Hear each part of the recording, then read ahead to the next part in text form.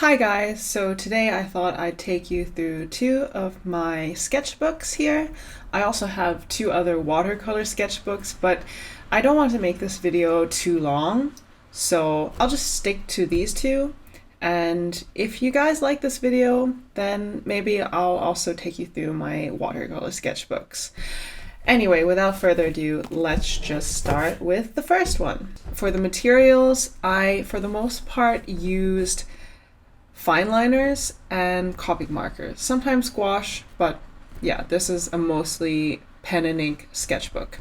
I'll leave all of my materials that I use down below in the description. So I would say this is mostly a ugly sketchbook, maybe I can call it that. I used it for life drawing, for studies, both from life and from pictures. And I also used it a lot to hash out ideas that I had for new pieces, which includes thumbnails. So I did a lot of thumbnails in this sketchbook. By the way, I decided that for the sketchbook tour, I won't be showing you all of the pages that I have, but I will try to show as much as I can. I just don't want this video to be too long, so I'll try to show you sketchbook pages that I like and sketchbook pages that I also don't like, so you get like a fair review of what is actually inside of my sketchbooks. So yeah, like I said, a lot of life drawings. There was a time where I sketched people on the train a lot. I love observing people and drawing them. Maybe that's a bit of a creep move, but yeah, it's something I like to do.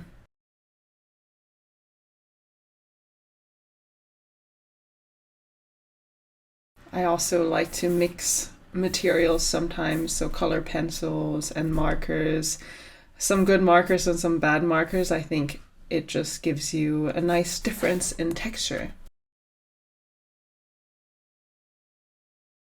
I forgot to say from when these drawings are, when I started this sketchbook, but it seems that it started sometime in 2021, so 2 years ago. My rabbits. So these are some studies that I did based on photos of women's rights protests in South America in preparation for the second project that I did for the Ban Ki-moon Center, which was all about sustainable development goals developed by South American participants.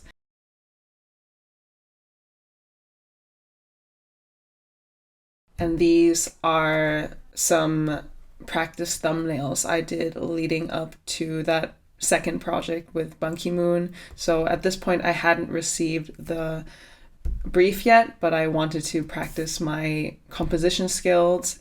And at the end, actually, this thumbnail here was one I used in the project, obviously with different text and slightly different characters, but yeah, it was very useful to start coming up with ideas before the actual brief. This was October to November 2021, where I was actually in a 2 weeks long quarantine in a hotel in Hong Kong. And if you are from Hong Kong, or if you're familiar with traveling to Hong Kong, then you know that there was a time where we had to go through this quarantine policy, even if we weren't sick with COVID. You know, I was also vaxxed twice or even 3 times at that point. So yeah. I did a lot of doodles during that time. I did like this whole thing on Instagram where I asked people what I should draw, and then I would draw it, or I would just draw from imagination. And this again is just from reference, so obviously not my own original concept. More doodles. Oh, and this was a cute version of the typhoon number 8 that was happening at the time. The name of the typhoon at the time was Kompasu, which means compass in Japanese, and I thought that was really cute, so I guess I made a cute version of the typhoon. Here we have a lot of notes.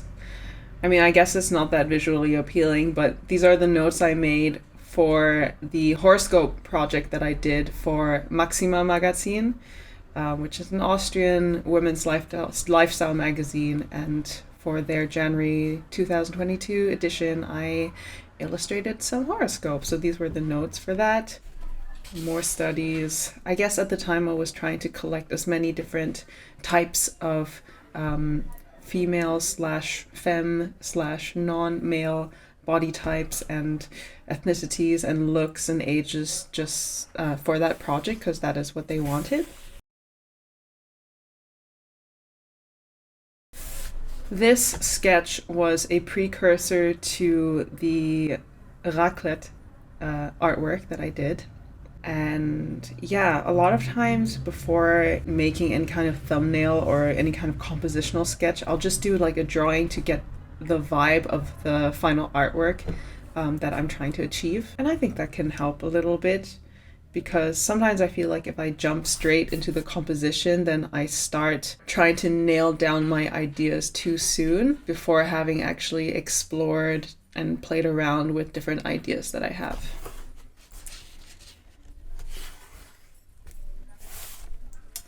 And here you can see the thumbnails that I did for that raclette piece. I always find it very interesting to see the thumbnails in like the small version.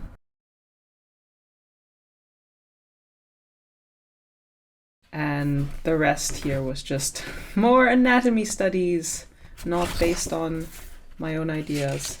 So just to make it clear, I am not profiting off of these studies. They are just for me. They're just my sketches in my ugly sketchbook. More studies and this fed up dove for peace who's just waiting for peace to happen. This is a life drawing, a sketch that I did of a friend. Some more thumbnails. For a swimming pool piece that I wanted to do. I thought of maybe doing a diptych or like a bigger piece, but again, I never explored further than that. Maybe I will. You know, that's why it's cool to go through your sketchbook again to see what kind of ideas you had and forgot about. I feel like you can really inspire yourself that way. And I hope that I am able to inspire you guys to look through your sketchbooks and have some faith in your current and old ideas. Here are some practice sketches I did for a piece that I did earlier this year for Spectre Journal.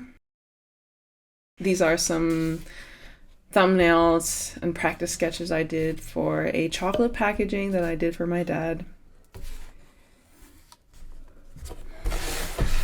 This is a funny little sketch of a workers and robot union that I did for a blog post that I wrote on AI art. Some drawings I started doing when I set out to do my daily drawing challenge. I don't want to call it a challenge because I see it more as like a habit that I'm trying to keep, you know, just drawing at least 15 minutes per day, which I haven't done today. I just remember that I still need to do that. But yeah, a lot of times I challenge myself just to draw from imagination or to draw from life, like here, my rabbits again. And this is a drawing from imagination. I kind of like this. I want to do a watercolor piece based on this. And these drawings I did while I was in Paris for 2 days. That was really fun. I just challenged myself to be outside and draw from life. Yeah, I really like these drawings.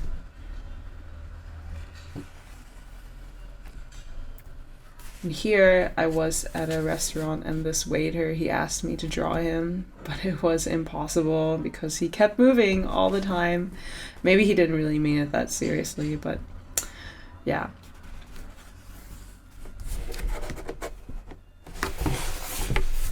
My boyfriend. And some people that I saw on the streets in Paris. They were very fashionable Chinese people. At least I think they were Chinese. They were speaking Mandarin.